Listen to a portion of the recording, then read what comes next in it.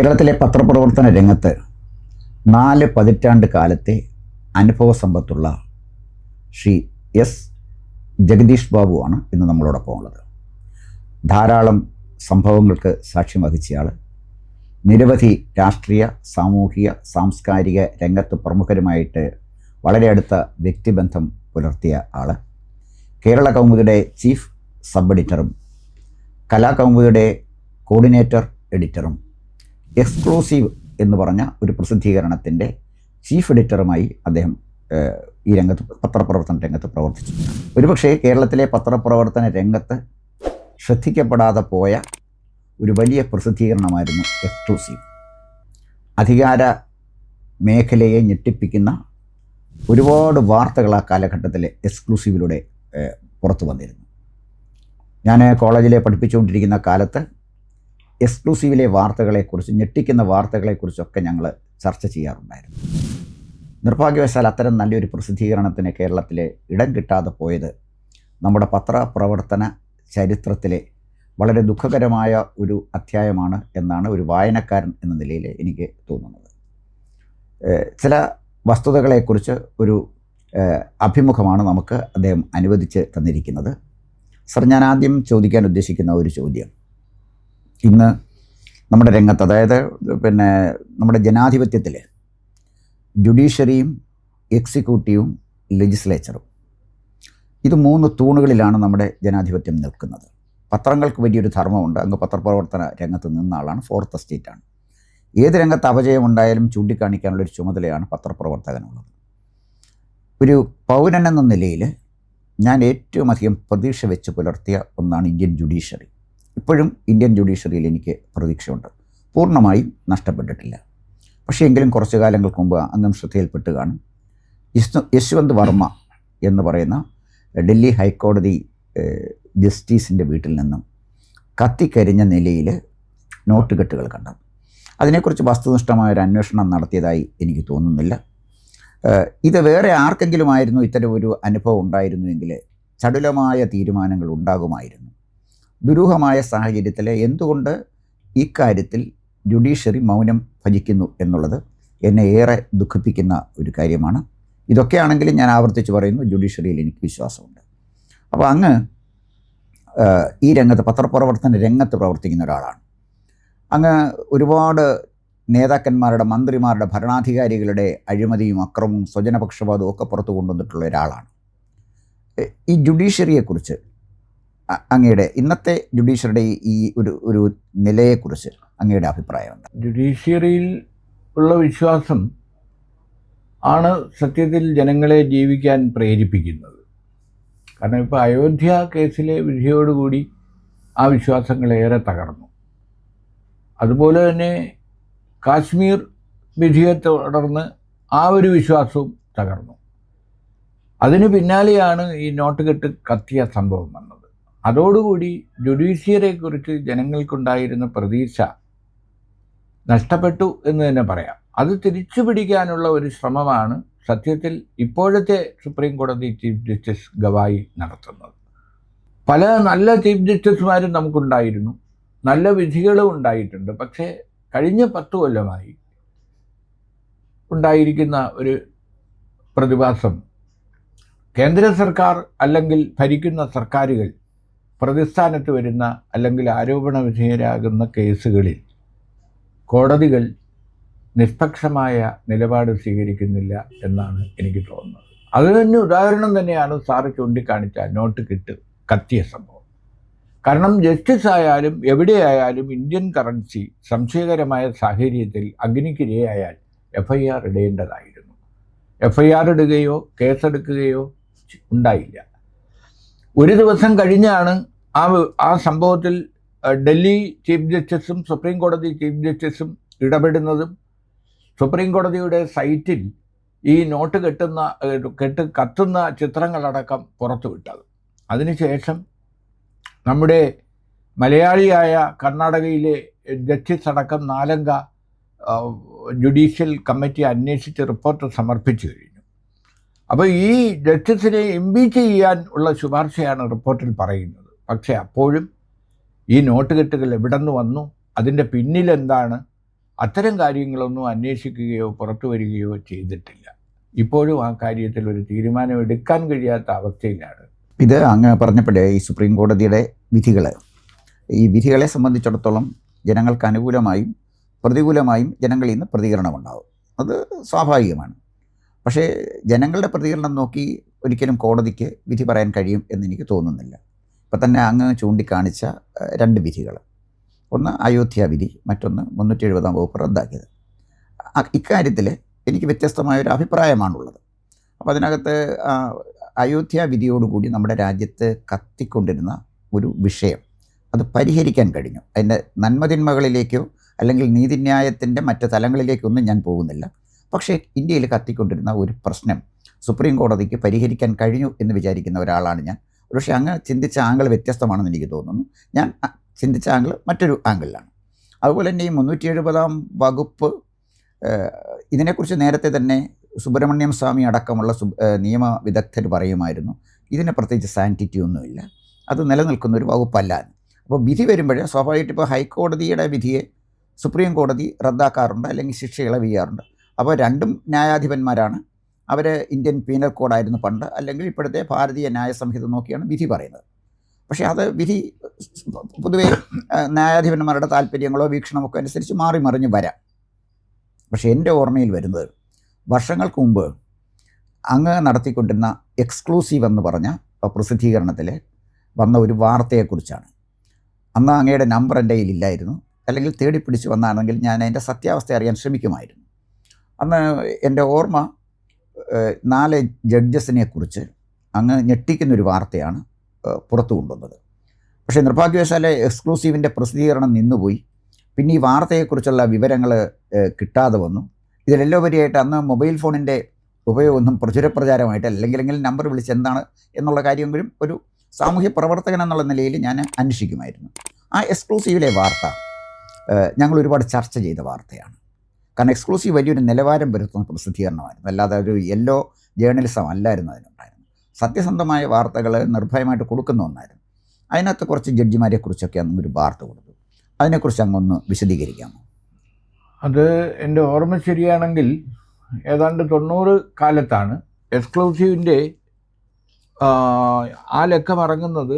വിവാദമായ CPM മലപ്പുറം സമ്മേളനം നടക്കുന്ന സമയത്താണ്.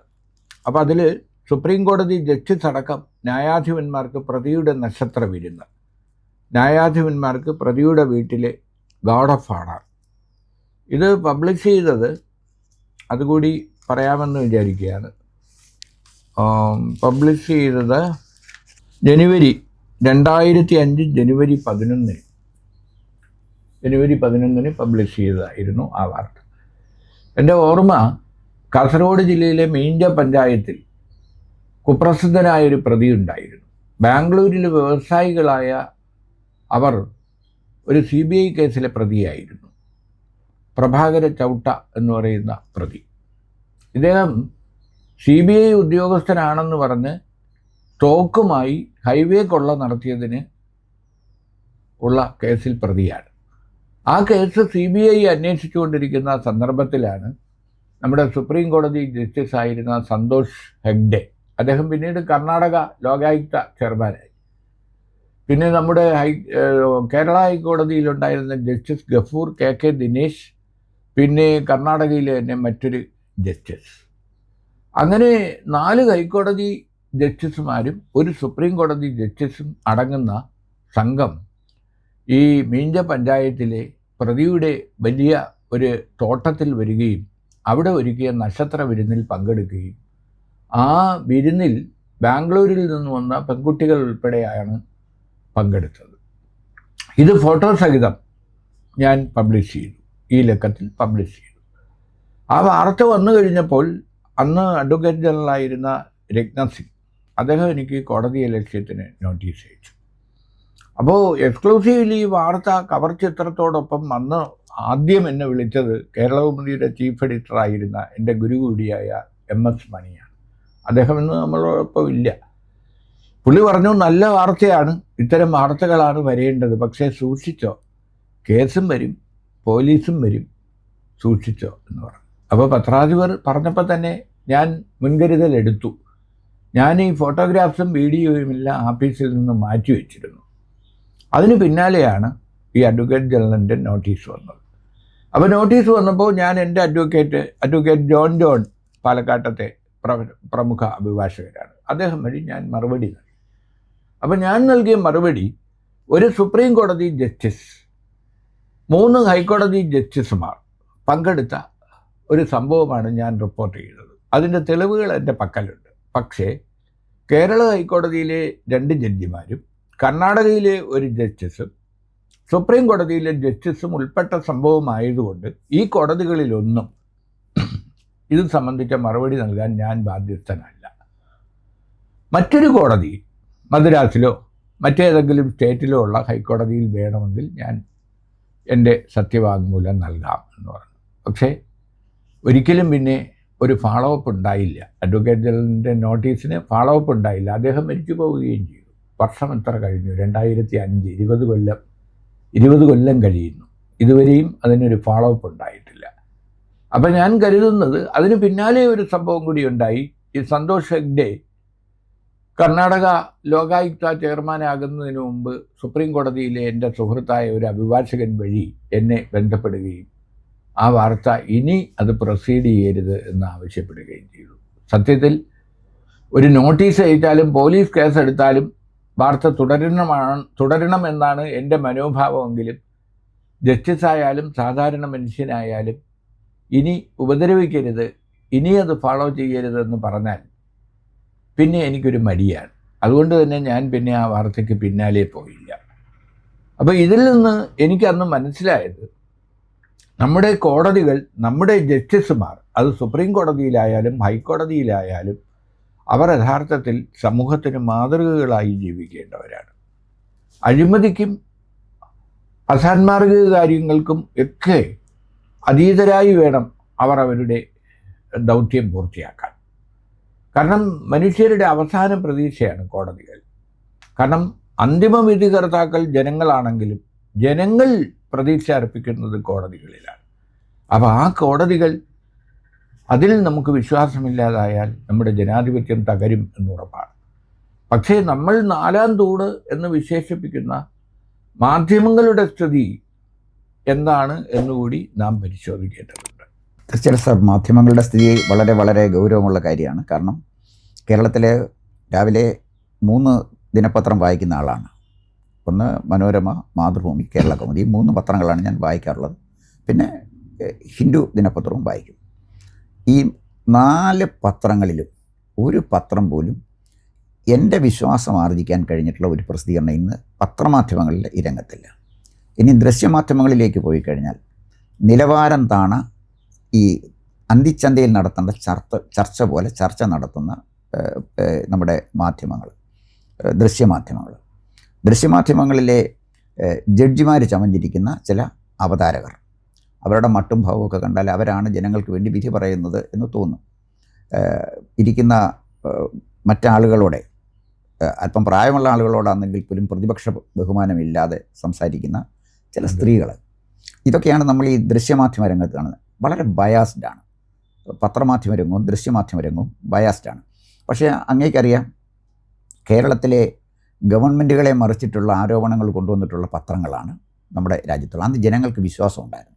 ഇന്ന് ജനങ്ങൾ പത്രങ്ങളെ വിശ്വസിക്കാത്തത് കൊണ്ടാണ് ഇത് സംഭവിക്കുന്നത്. എക്സ്ക്ലൂസീവിൽ ഇതുപോലൊരു വാർത്ത കണ്ടതിന് ശേഷം പിന്നീട് ഇത്തരം ഒരു വാർത്ത എൻ്റെ ശ്രദ്ധയിൽപ്പെട്ടത്, ക്രൈം എന്ന് പറയുന്ന പ്രസിദ്ധീകരണം, നന്ദകുമാറിൻ്റെ ക്രൈമിൽ ഒരു ഇംഗ്ലീഷ്, പിന്നെ ഞാൻ കണ്ടിട്ടില്ല, അതിലും നമ്മുടെ ജഡ്ജിമാരുടെ ചിത്രങ്ങളൊക്കെ കൊടുത്ത് ഇതിനെക്കുറിച്ചൊരു വാർത്ത കണ്ടിരുന്നു. പക്ഷേ അവിടെയും കോടതി ഇടപെട്ടതായിട്ട് ഞാൻ കണ്ടില്ല. അതേസമയം കോടതിയെ ലക്ഷ്യത്തിന് MV ജയരാജനെ ശിക്ഷിച്ചതായിട്ട് കണ്ടു. ഹൈക്കോടതിയിൽ, സുപ്രീം കോടതി അഭിഭാഷകനായിരുന്ന സാറിന് അറിയാവുന്നതാണ് പ്രശാന്ത് ഭൂഷൺ. പ്രശാന്ത് ഭൂഷണിൻ്റെ മകനാണ്. സാർ, അദ്ദേഹത്തിന് 1 രൂപയാണ് ശിക്ഷിച്ചത്. അപ്പം ഞാൻ പറയുന്നത്, അതിനകത്ത് ആ കോടതി വിധിയിൽ 2 വിധികളിൽ വന്ന വ്യത്യാസം ഞാൻ പറയുന്നത്. MV ജയരാജന് തടവ് ശിക്ഷ വിധിച്ച ഒരു കോടതി വിധി, അതുപോലെ തന്നെ അപ്പുറത്ത് പ്രശാന്ത് ഭൂഷണ് 1 രൂപ വിധിച്ച ഒരു കോടതി വിധി. അപ്പോൾ ഈ കോടതി വിധി, ന്യായാധിപനെ വിമർശിക്കാൻ പറ്റില്ല, വിധിയെ വിമർശിക്കാമല്ലോ നമുക്ക്. അപ്പോൾ ആ 2 വിധി നമ്മളെടുത്ത് നോക്കുമ്പോഴേ നമുക്ക് ഒരു സഹതാപമാണോ ദുഃഖമാണോ നിരാശയാണോ തോന്നുന്നതെന്ന് എനിക്ക് അറിയില്ല. ഇതാണ് ഇപ്പോഴത്തെ ഈ ഒരു സ്ഥിതി. എന്തായാലും ശരി, അങ്ങയുടെ പേരിൽ പിന്നീട് നടപടികളൊന്നും ഉണ്ടായില്ല എന്നുള്ളത് നടപടി ഉണ്ടായി. ഒരാഴ്ച കഴിഞ്ഞപ്പോൾ ഈ നോട്ടീസിന് മറുപടി നൽകി അഡ്വക്കേറ്റ് ജനറലിൻ്റെ ഭാഗത്തുനിന്ന് മൗനമാണ് ഉണ്ടായത്.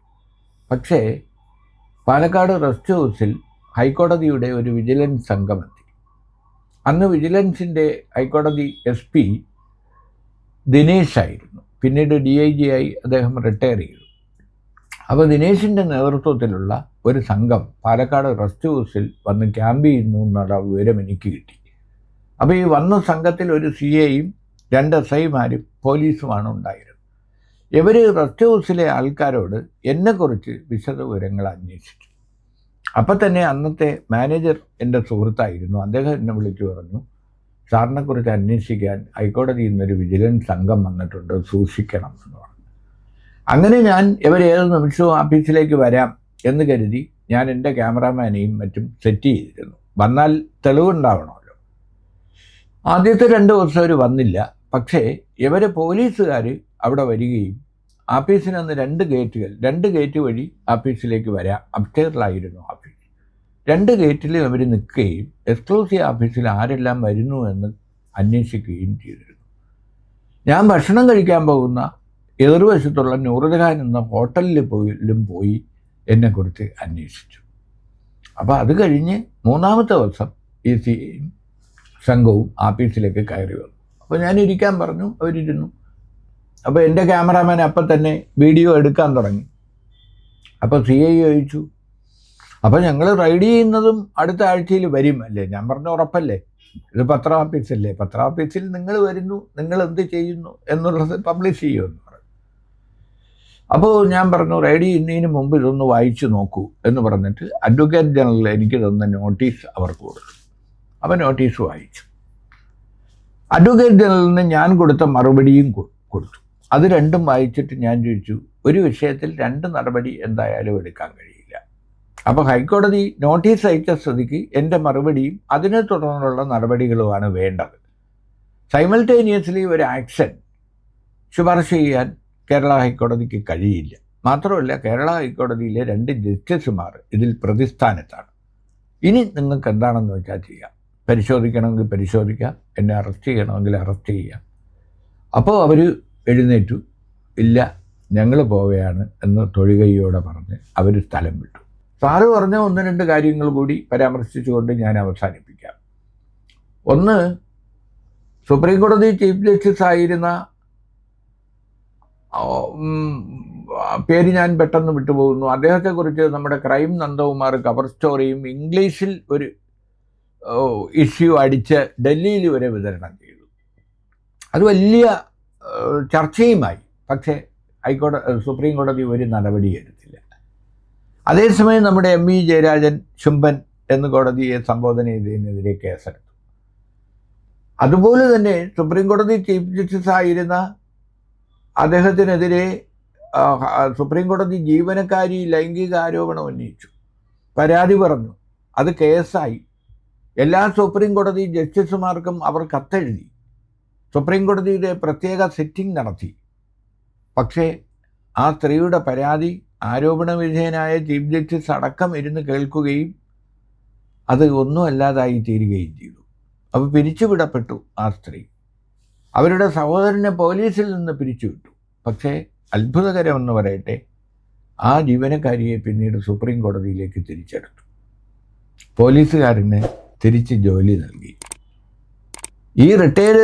ഈ ചീഫ് ജസ്റ്റിസ് റിട്ടയർ ചെയ്ത് 1-2 മാസത്തിനകം നമ്മുടെ രാജ്യസഭാ അംഗമായി മാറുകയും ചെയ്തു. അപ്പോൾ ഇത് യഥാർത്ഥത്തിൽ നമുക്ക് ജുഡീഷ്യറിയിലുള്ള വിശ്വാസം നഷ്ടപ്പെടുത്തുന്നതാണ്. അതാണ് ഞാൻ സാറിനോട് നേരത്തെ സൂചിപ്പിച്ചത്. കാരണം എന്തൊക്കെ പറഞ്ഞാലും സീസറിൻ്റെ ഭാര്യ സംശയത്തിന് അതീതയായിരിക്കണം, ഭാര്യയും സംശയത്തിന് അതീത ആയിരിക്കണം എന്ന് പറഞ്ഞപ്പോൾ നമ്മുടെ മന്ത്രിയായിരുന്ന KM മാണി രാജിവെച്ചു. അപ്പോൾ KM മാണിയെ പോലെ ഒരുപാട് ആരോപണ വിധേയനായ ഒരു മന്ത്രി പോലും ഒരു ഹൈക്കോടതി പരാമർശത്തിൻ്റെ പേരിൽ രാജിവെക്കാമെങ്കിൽ നമ്മുടെ കോടതികൾ സംശയത്തിന് അതീതരാകട്ടെ. ഈ അഡ്വക്കേറ്റ് രത്നസിംഗിൻ്റെ പിന്നെ നോട്ടീസിന് സാറ് കൊടുത്ത മറുപടി വായിച്ച് SI അല്ലെങ്കിൽ CI സ്റ്റേഷൻ ഹൗസ് ഓഫീസർ അദ്ദേഹം പറഞ്ഞു ഇനി ഞങ്ങൾക്ക് അന്വേഷണമില്ല, ഞങ്ങൾ പോകണമെന്ന് പറഞ്ഞു. അപ്പോൾ അങ്ങ് നൽകിയ മറുപടി എന്തായിരുന്നു? ഒന്നാമത്തെ ചോദ്യം. രണ്ടാമത്തെ ചോദ്യം, നമ്മളിപ്പോൾ വളരെ വിശദമായി ചർച്ച ചെയ്തുകൊണ്ടിരിക്കുന്ന ഒരു വിഷയമാണ് ഈ ജുഡീഷ്യറിയുടെ നിയമന രീതിയെക്കുറിച്ച്. ഇപ്പോൾ കൊളീജിയമാണ് നിയമിക്കുന്നത്. ആ കൊളീജിയത്തിൻ്റെ നിയമന നടപടികളെക്കുറിച്ച് റൈറ്റ് ടു ഇൻഫർമേഷൻ അനുസരിച്ച് നമുക്ക് വിവരം കിട്ടില്ല. ഈ ജഡ്ജിമാരെക്കുറിച്ച് ചോദിച്ചാൽ റൈറ്റ് ടു ഇൻഫർമേഷൻ അനുസരിച്ച് നമുക്ക് വിവരം കിട്ടില്ല എന്നാണ് ഞാൻ മനസ്സിലാക്കുന്നത്. അപ്പം റഷ്യയിലെ പോലെ ഇരുമ്പ് മറയ്ക്ക് പിന്നിൽ നടക്കുന്ന ഒരു പ്രക്രിയ പോലെ ഈ കൊളീജിയത്തിൻ്റെ പ്രവർത്തനങ്ങളെക്കുറിച്ച് എനിക്ക് സംശയമുണ്ട്, ഒരു പൗരൻ എന്ന നിലയിൽ. രണ്ട്, നാഷണൽ ജുഡീഷ്യൽ അപ്പോയിൻമെൻറ്റ് കമ്മിറ്റി അത് തീരുമാനിച്ചു. എൻ്റെ ഓർമ്മ 16 സംസ്ഥാനങ്ങൾ ഈ ബില്ല് അംഗീകരിച്ചു. പാർലമെൻറ്റ് അത് പാസ്സാക്കുകയും ചെയ്തു. പക്ഷേ സുപ്രീം കോടതി അവരുടെ പ്രത്യേക അധികാരം ഉപയോഗിച്ച്, എനിക്കൊന്ന് 142 വകുപ്പാണെന്ന് എനിക്ക് സംശയം, എനിക്ക് ഉറപ്പില്ല, അധികാരം ഉപയോഗിച്ച് പാർലമെൻറ്റ് പാസ്സാക്കിയ ഈ നിയമം തന്നെ റദ്ദാക്കി. അപ്പോൾ ഇതിൻ്റെ പ്രശ്നം, ജഡ്ജിമാരെ നിയമിക്കുന്നതിനകത്തുള്ള പ്രൊസീജിയർ എന്തായാലും ശരി, അത് ദുരൂഹമായി തുടരുന്നു. അതിനൊരു ക്ലാരിറ്റി ഇല്ല, ഒരു ട്രാൻസ്പെറൻസി ഇല്ല. അത് ജഡ്ജിമാരെ നിയമിക്കുന്ന കമ്മിറ്റിയിലേക്ക് പ്രതിപക്ഷ നേതാവും ചീഫ് ജസ്റ്റിസും പ്രധാനമന്ത്രി അടങ്ങുന്ന ഒരു കമ്മിറ്റി അവരെ സെലക്ട് ചെയ്യുന്ന ഒരു പ്രോസസ്സിനെ കണ്ണുമടച്ച് എതിർക്കുകയും ചെയ്യുന്നു. ഈ കൊളീജിയം എന്ന് പറയുന്ന സംവിധാനത്തിൽ പരിപൂർണമായി വിശ്വാസം നഷ്ടപ്പെട്ട ഒരു ഇന്ത്യൻ പൗരനാണ് ഞാൻ, എൻ്റെ വ്യക്തിപരമായ അഭിപ്രായം. പിന്നെ തീരുമാനം എടുക്കേണ്ടതൊക്കെ നിയമനിർമ്മാതാക്കളും കോടതികളും ഒക്കെയാണ്. എൻ്റെ വ്യക്തിപരമായ അഭിപ്രായത്തിലാണ് ഞാൻ പറയുന്നത്. അപ്പോൾ ഈ നിയമന രീതിയിൽ ഒരു മാറ്റം ഉണ്ടാകണമെന്നാണ് എൻ്റെ അഭിപ്രായം. അങ്ങയുടെ അഭിപ്രായമാണ് ഞാൻ ആരായുന്നത്. കൊളീജിയത്തിലുള്ള വിശ്വാസ്യത വളരെ കാലമായി നഷ്ടപ്പെട്ടതാണ്. അപ്പോൾ അതിനൊരു പാർലമെൻ്ററി കമ്മിറ്റി, പാർലമെൻറ്റ് നിയമം പാസ്സാക്കി ഒരു പരിഷ്കാരം കൊണ്ടുവരുന്നതിന് സുപ്രീം കോടതി എതിർത്തത് ശരിയല്ല എന്ന് തന്നെയാണ് എൻ്റെ അഭിപ്രായം. കാരണം എന്തൊക്കെ പറഞ്ഞാലും ജനാധിപത്യത്തിൽ പാർലമെൻ്ററി സംവിധാനത്തിന് തന്നെയാണ് അധികാരം ഉണ്ടാവേണ്ടത്. അപ്പോൾ ഭരിക്കുന്ന പാർട്ടി, കക്ഷി ആരായാലും അവർ കൊണ്ടുവരുന്ന ഒരു നിയമനിർമ്മാണം, ആ നിയമനിർമ്മാണം നടപ്പിലാക്കാനുള്ള ബാധ്യത കോടതിക്കുമുണ്ട്. അത് നടപ്പാക്കാത്തത് എന്തായാലും അനുചിതമാണ്. പക്ഷെ അവിടെ എനിക്ക് ഓർമ്മ വരുന്ന മറ്റൊരു കാര്യം, ഇപ്പോൾ മൻമോഹൻ സിംഗ് സർക്കാരിൻ്റെ കാലത്ത് ഒരു വിസ്ഫോടനം പോലെ ഉണ്ടായതാണ് റൈറ്റ് ടു ഇൻഫർമേഷൻ. ആ റൈറ്റ് ടു ഇൻഫർമേഷൻ്റെ പരിധിയിൽ ഈ കൊളീജിയത്തിൻ്റെ തീരുമാനങ്ങൾ വരുന്നില്ല എന്ന് സാറ് സൂചിപ്പിച്ചല്ലോ. ഇപ്പോൾ ഇന്നത്തെ വാർത്ത, സംസ്ഥാന വിജിലൻസ് പോലീസിൻ്റെ നടപടികൾ പോലും ഇൻഫർമേഷൻ ആക്ടിൻ്റെ പരിധിയിൽ നിന്ന് പുറത്തു കൊണ്ടുവരണം എന്ന് ഇന്ന് തീരുമാനം വന്നിരിക്കുകയാണ്. അപ്പോൾ സംസ്ഥാന വിജിലൻസ് ഒരു ഉദ്യോഗസ്ഥനെതിരെ അല്ലെങ്കിൽ ഒരു മന്ത്രിക്കെതിരെ ഒരു കേസെടുത്താൽ അല്ലെങ്കിൽ ഒരു പരാതി ലഭിച്ചാൽ അതുപോലും വിവരാവകാശത്തിൻ്റെ പരിധിയിൽ വേണ്ട, അതുപോലും അതിന് പുറത്താണ് എന്ന അവസ്ഥയാണ് നമ്മുടെ നാട്ടിൽ വരുന്നത്. എന്തൊക്കെ പറഞ്ഞാലും 4 നൂറ്റാണ്ടിനിടയിൽ നമ്മുടെ ഇന്ത്യ രാജ്യത്ത് വന്ന ഏറ്റവും വലിയ ഒരു നിയമം തന്നെയാണ് അറിയാനുള്ള അവകാശം. ആ നിയമം ആര് കൊണ്ടുവന്നാലും, ഏത് സർക്കാർ കൊണ്ടുവന്നാലും അത് നമ്മൾ സ്വാഗതം ചെയ്യേണ്ടതാണ്. പക്ഷേ ഇന്നെന്താണ് സ്ഥിതി? ഡിഫൻസുമായി ബന്ധപ്പെട്ട് ഉള്ള കാര്യങ്ങൾ, രാജ്യരക്ഷയുമായി ബന്ധപ്പെട്ട കാര്യങ്ങളൊക്കെ നമുക്ക് വിവരാവകാശ നിയമത്തിലൂടെ വേണമെങ്കിൽ നിഷേധിക്കാം. പക്ഷേ സംസ്ഥാന വിജിലൻസ്, സംസ്ഥാന സ്പെഷ്യൽ ബ്രാഞ്ച്, സംസ്ഥാന ക്രൈം ബ്രാഞ്ച് തുടങ്ങിയ ഏജൻസികളിലെ പോലും വിവരങ്ങൾ വിവരാവകാശ നിയമം അനുസരിച്ച് തരാത്ത ഒരവസ്ഥ വന്നിരിക്കുന്നു. ഇപ്പോഴാകട്ടെ ഏത് ഉദ്യോഗസ്ഥനെതിരെയും ഏത് മന്ത്രിക്കെതിരെയും വിജിലൻസ് കേസെടുക്കണമെങ്കിൽ സംസ്ഥാന സർക്കാരിൻ്റെ അനുമതി വേണം. സംസ്ഥാന സർക്കാരിൻ്റെ അനുമതി നൽകേണ്ടത് ഭരിക്കുന്നവരാണ്. ആരോപണ വിധേയർ മന്ത്രിയോ മുഖ്യമന്ത്രിയോ ആണെങ്കിൽ ഒരിക്കലും ആ അനുമതി ലഭിക്കാൻ പോകുന്നില്ല. ഇപ്പം നമ്മുടെ സംസ്ഥാന ലോകായുക്തയുടെ കരണങ്ങൾ വെട്ടിക്കളഞ്ഞു. കാരണം ഇപ്പോൾ ലോകായുക്തയ്ക്കും ആ അധികാരമില്ല. ഒരു മുഖ്യമന്ത്രിക്കെതിരെയോ മന്ത്രിമാർക്കെതിരെയോ ഒന്നും നടപടിയെടുക്കാനുള്ള അധികാരമില്ലാത്ത അവസ്ഥയിൽ വന്നു. അപ്പോൾ ആ ബില്ല് പാസ്സാക്കാൻ ഉള്ള ശ്രമത്തെയാണ് ആരിഫ് മുഹമ്മദ് ഖാൻ എതിർത്തത്, ഗവർണർ. അദ്ദേഹം അതിന് അനുമതി പിന്നീട് നൽകി.